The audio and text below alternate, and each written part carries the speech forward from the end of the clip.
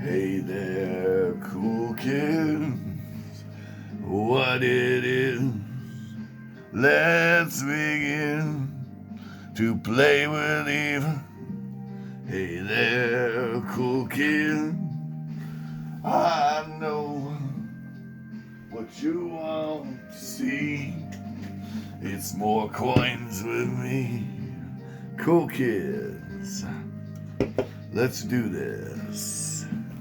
So today is a Silver University episode because I want to talk about something important with all of you.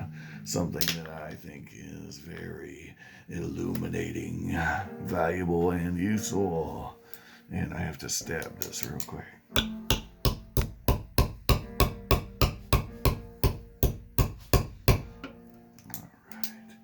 Anyway, cool kids, sometimes in life we get the best lessons the hard way. And one of the lessons I've learned stacking silver is there's a couple ways you can get silver. One way is you can go right up to someone and get that silver. Another way is you can dicker and do correspondence either through the mail, YouTube, yeah. You can buy from an online dealer. You could be buying on an auction site like eBay, but none of that is face-to-face. So that's the distinction. If the mail's involved, it's not face-to-face. I don't care if you're Skyping. When you make the deal, it's still not face-to-face. You didn't go there, you didn't shake hands, you didn't look them in the eye, you didn't read them like a book or, get a feel for them. You didn't get to see the merchandise until it showed up at your house. It's not face-to-face. They're different games. They're not the same game. And today, our video is going to be about the differences and the similarities of these two methods of getting your lovely, lovely shinies. It doesn't matter what you're buying. You could be buying Cthulhu miniatures. If you're doing it face-to-face, it's a totally different game than doing it online. So, we'll get right into it. So online, you're looking for a few different things. You're looking for poorly worded listings. You're looking for people with very low sales. Sometimes people aren't established yet. You have to get established. And one way to get established is to make a bunch of sales to people like me. Once they get trusted, all of a sudden the price gets out of whack. You stop buying, but other people are. Everybody wins. But this would be an example of an odd listing. So what we have here is a 900 or 750 grain. Let me see if I can get that to come in for you guys. A 750 grain of sterling. There it is. I'll flip it around. 750 grains of sterling art bar. All right, very cool, very premier, very deluxe. But the thing about this art bar is no one's ever heard of it. No one knows about it. No one cares about it. It doesn't matter who made it. And very few people are collecting these. So you're going to look, and if you know how to do the math, like I showed you on our special deluxe Silver University video on the topic, you'll be able to convert grains to troy ounces and realize that this is 1.44 troy ounces of silver that I got for $25.95. Why did I get it so cheap? Well, couple reasons. Silver was cheaper then, but more importantly, it's because it was an obscure art bar that nobody was looking for. No competition. Okay, I can sell this to a refiner I can sell this to a refiner for less than I paid for it right now. Guaranteed. Now, that was an online deal. this was a face-to-face deal. Now, you guys may recognize this round because I showed it off last week in a separate video called the Consortium Argentum, right? Well, the coworker that brought this in decided they wanted to get a bunch of food, and they decided they didn't want to pay me in cash. So they said, here, have this instead. Payday is coming up. I said, yeah, but you're overpaying. It wasn't by much. It was like $5. I said, forget about it. Go ahead. So, end of the story, end of the day, I got this for $20. Right? So, pretty good deal. Right? The holder I added later, but I had one sitting around. But yeah, cool little round. This is a Silvertown round. And there you go, face to face, right? Online. Captain Silverton sent me this as a graduation present when I graduated from school. Oddly enough, he and I, his name's Cy, by the way. We miss you, Cy, on the Kitco forums. He sent me this as a graduation gift. And I've always tried to pay it forward, so I send stuff to people too. And try to, help the community as much as possible. And yeah, Cy was a real good guy. This is a really cool round. This was a gift, okay? And he's not the only one. I've got other gifts that people have sent me through the years. Even on these YouTube channels, people send me stuff, cool stuff. It's not leaving the stack. If it's a gift, I keep it. You know what I mean? So there's that. Now, oh, you getting me? Yeah. I just need you to move, honey. All right. She's not very happy with me right now. Knucklehead. So there's an example of an online deal. So online deals can be very good, right? But there's a few things you need to realize when you're dealing with online. Online, you can get scammed, okay? Online, you can be messing around, giving somebody your mailing address, and they might sell it or use it for something nefarious. I recommend using P.O. boxes, right? If you're, holding your silver at your site, your home site, you need to have a P.O. box. For your safety and everyone else. Because if someone breaks in, you don't want to be assuming it was one of your online buddies or a previous business partner. So anyway, back to the point. Face-to-face, right? Face-to-face is a totally different animal. When you're doing a face-to-face deal, what you need to be worrying about is physical security, okay? Because someone could be trying to rob you, right? So I got these all face-to-face. I got like 20 of these, and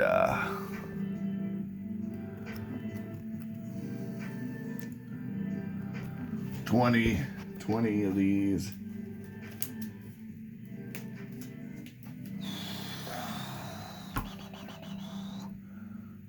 And like 20 cap bus dimes.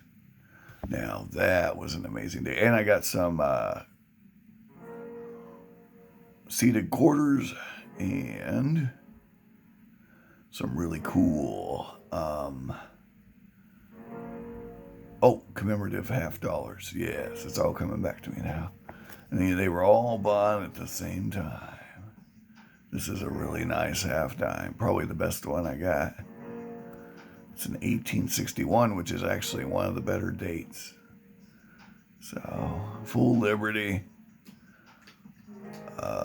Not too bad. Not sure what that'd be worth, but this one's really good too. This one's an 1849.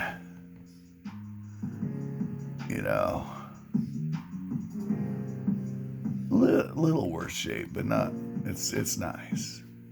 For $1.50, it's real nice. Reverse might be a little better than the obverse. Point being, cool coins, hella cool. And that's a face-to-face deal, you know. Yeah, that's how face-to-face works out for you. Well, I got two 1861s. Let's check the other one out. That one's okay. It's pretty good, right? That one's pretty good. It's not as good as the other one, but it's nice.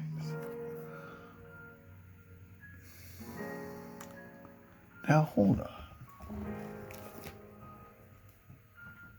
Okay, yeah, that's right. Okay. Well, anyway, it's a cool coin. Half dimes. We like half dimes. You can get face-to-face deals. They're out of this world, but you have to be careful, guys. You go to buy 1,000 ounces, and you're taking that kind of cash with you, right? You better have. First of all, you got to meet at a public place. The banks actually will set up. A lot of your banks will set up little meeting rooms for you where you can do this kind of stuff. The second thing you need to watch for, well, this is why the bank's ideal, because you can put everything you just bought in a safe deposit box right there instead of traveling with it, because that's the other scam. The other scam is, well, they saw you, they follow you, and then they rob you, okay?